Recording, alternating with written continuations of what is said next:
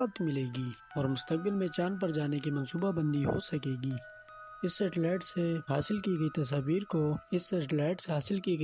کو تحقیقی مقاصد کے لیے استعمال کیا جائے گا اور اس سے چاند کی سطح کی مزید معلومات حاصل کی جا سکیں گی اور ان قیمتی خزانوں کا پتہ چلے گا جن کے پیچھے امریکہ اور روس پڑے ہوئے ہیں۔ یہ سیٹلائٹ پاکستان کے مستقبل میں خلا میں بھیجے جانے والے سیٹلائٹ کے لیے بھی بہت کارآمد ثابت ہوگا۔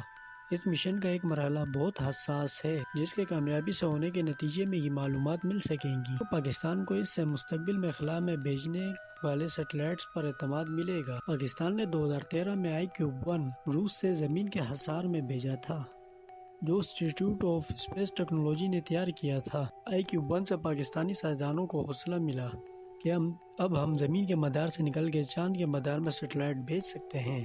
سیٹلائٹ خلائی مدار میں بھیجنے کے لیے زیادہ قیمت جہاز کی ہوتی ہے اور جب پاکستان کو